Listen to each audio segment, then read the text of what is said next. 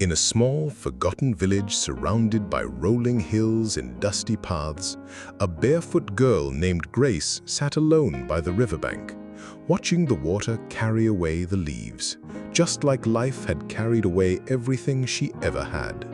She was only 6 when her parents vanished in a fire that consumed their humble wooden home. No one came to claim her. The villagers offered pity. Some gave bread once in a while, but no one gave her a home. She slept in an old barn wrapped in burlap, listening to the howls of the wind and the silence of being unwanted. Grace never asked for much: a crust of bread, a warm look, someone to say goodnight. But those were luxuries in her world.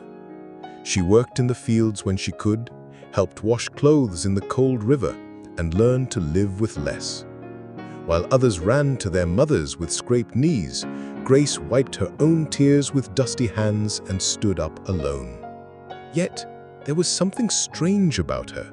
She never grew bitter. She smiled when the sun rose. She laughed with the birds. And every time she had 2 potatoes, she gave one away. "She's odd," some would whisper.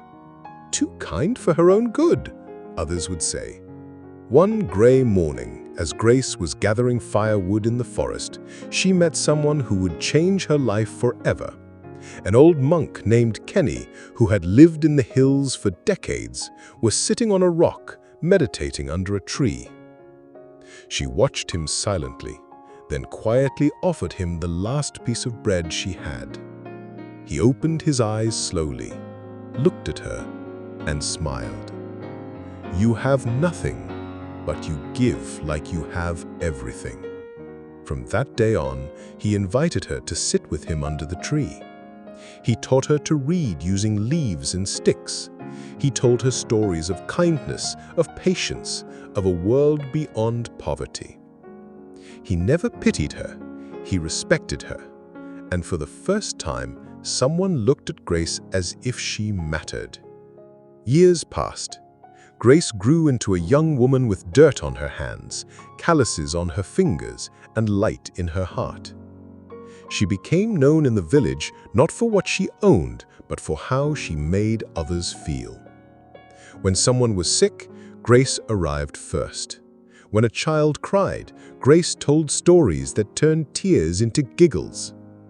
But the real miracle came during the harshest winter the village had seen in decades.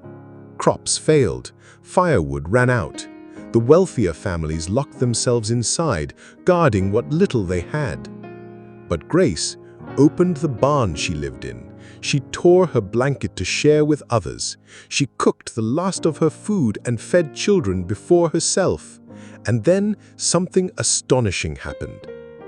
One by one, villagers began to do the same. The old woman down the road brought extra soup.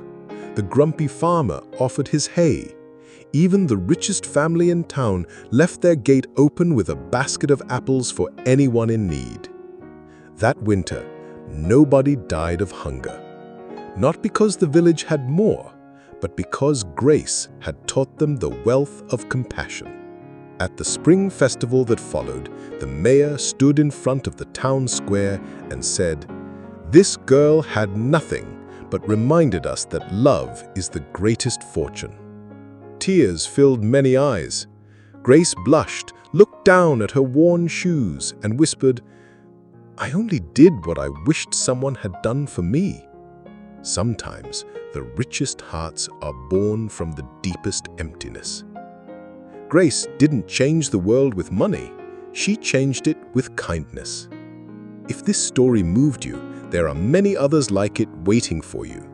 Watch the next video to learn, reflect, and keep growing with us.